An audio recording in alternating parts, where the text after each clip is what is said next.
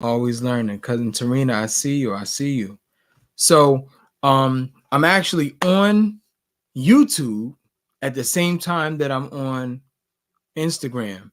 So that's pretty cool. So today we're going to talk about the power of belief. The power of belief. Because whether you I start to say believe it or not, everything that you see, everything that's going on around you, it starts off as a thought, and then that thought grows, right? And it becomes a belief. All right. So it starts off as a thought, and then that thought grows and becomes a belief. Belief is extremely important, extremely important. And so I'm going to start off by reading. There's a book that I read every single day, and it's entitled The Bible.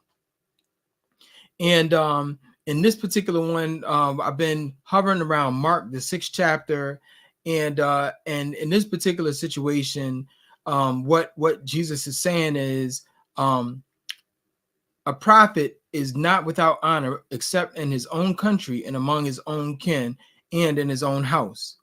And what he's saying is, like, you could be the most famous person to like everybody else, right? You know, but when it comes to your own home, when it comes to your own church, when it comes to your own school, right? It's like, oh, that's just this person or that's just that person. But when you step outside of it and you go into a new community, you go into a new environment, people are like, whoa, that brother is putting down some heat, right? And then it says, and he could there do no mighty work, save he laid his hands on a few sick folk and healed them. And he marveled because of their unbelief. And he went around about the villages teaching, right? And so again, it says, and he could there do no mighty work, save that he laid his hands on a few sick folk and healed them. And he marveled because of their unbelief. And he went round about the villages teaching. So when I read this, it threw me for a loop because I understand the part that says, a prophet is not without honor except in his own home, right? For example, I see Sister Christy is on here, right? And some folks might be like, oh, I know Christy, whatever. But when you go to, like, for example, when she came to Connecticut, it was like, oh my goodness, that's Christy Richardson, right? And so it in your own spot around your own people, sometimes people don't give you the same respect that you deserve, right? And what it said was Jesus, right, who we believe is the Son of God, who we believe is God, right? It says that he could not do mighty works except he laid his hands on a few sick folk and healed them. So I was like, wait, healing folks, that's like a mighty work. But what it was saying is that there were people didn't believe that he could do anything. So it was not a lot of people, it wasn't a mighty or great group of people who came to him just because they figured like he was just like everybody else. And so their healing was walking around right in front of them. Their deliverance was walking around right in front of them. The life of their dreams was walking around right in front of them, but they didn't access it because they did not believe. So belief is extremely, extremely important. There's another one where there's a man whose child is possessed by demons, and he comes to Jesus and he says, well, like, if you can, can you heal my child? And Jesus says, if you can. And then he says, everything is possible to one who believes. So you got to believe, right? It's not enough just to think, right? And we say thoughts become things, and that's true, but they only become things if you believe. We're living in such a precarious time because belief is under attack. I think about a situation that I had where I saw a cousin of mine was on Instagram, right? And he was talking about money. And I was like, it's sort of odd because he doesn't normally talk about money, right? He normally, he's a world-class musician. And so if anything, he's really not talking, period. He's playing a lot, right?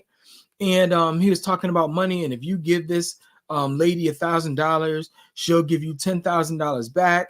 And I was like, wow, that's interesting. So I texted him and was like, hey, is this you? And he said, no, it's something called a deep fake. And I had never seen it. I was like, what in the world is a deep fake? Well, basically what it is that they can have your face, they can have your voice, your mannerisms, everything, and it can look and sound just like you, right? I see my family is like going off in terms of so if you hear that bing, that's them texting back and forth. But it can seem like it's you.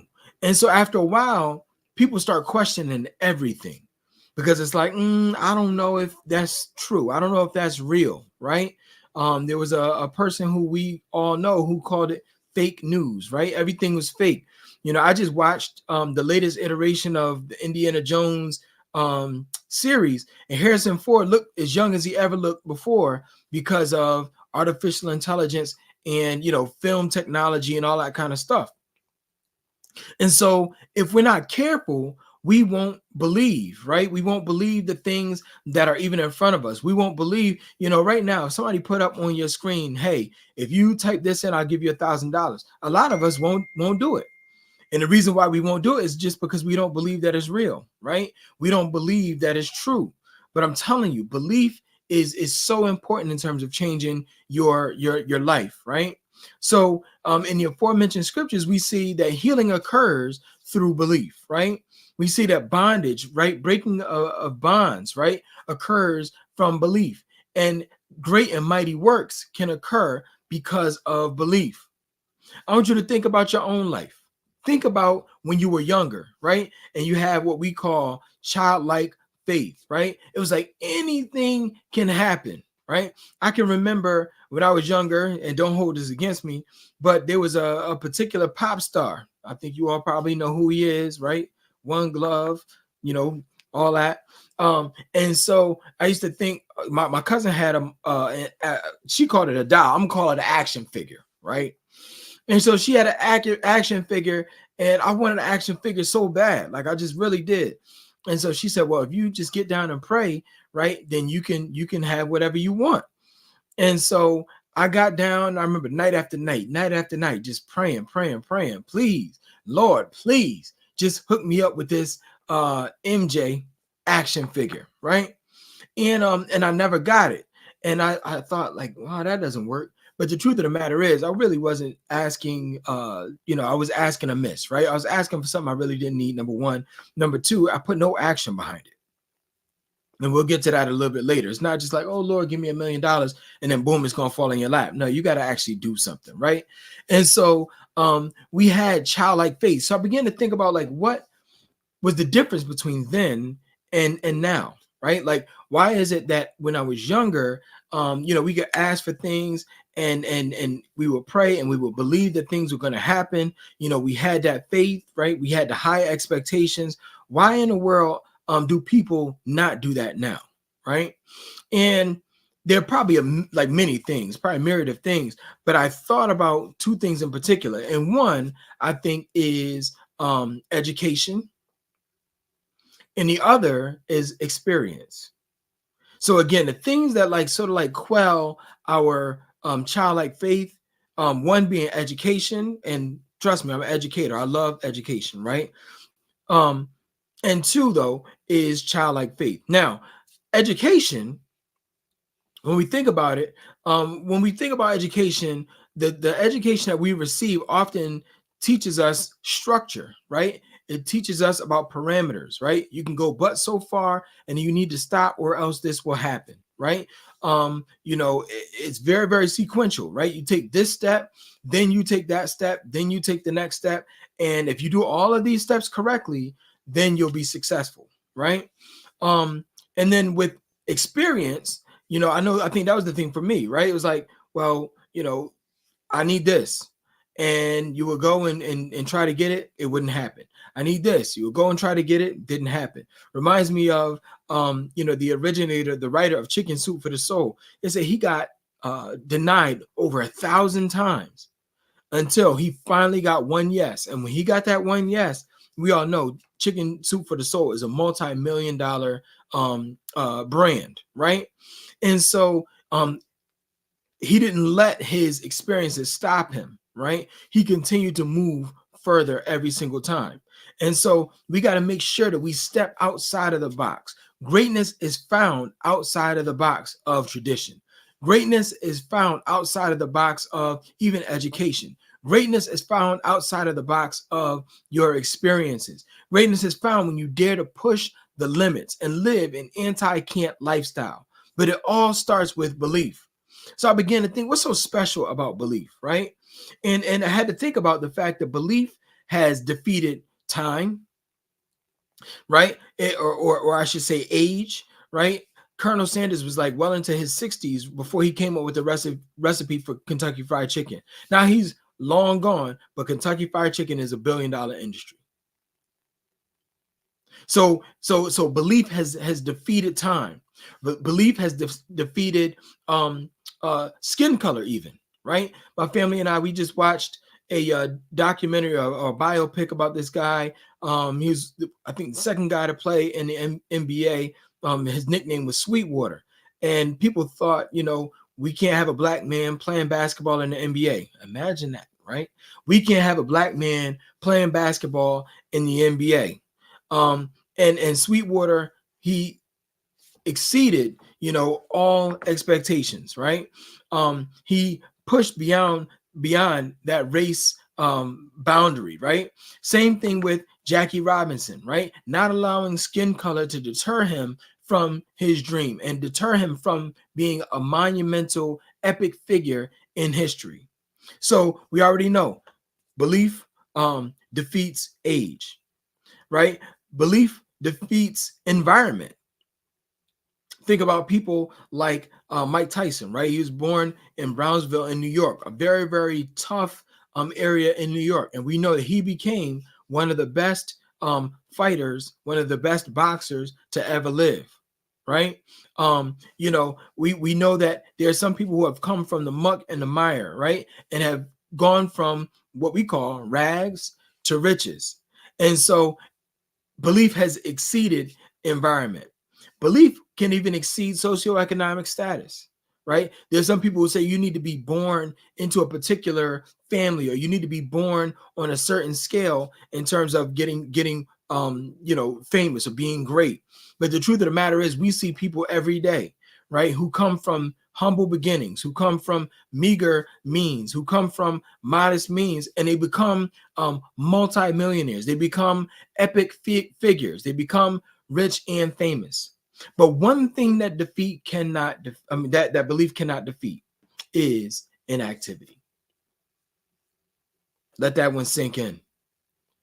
Belief cannot defeat inactivity. What that means is faith without works is dead. You got to get out there and you got to do something. You got to get out there and you got to be great, right? It's not enough just to think that you're great. It's not enough just to believe that you're great. You got to commit some action to that thing.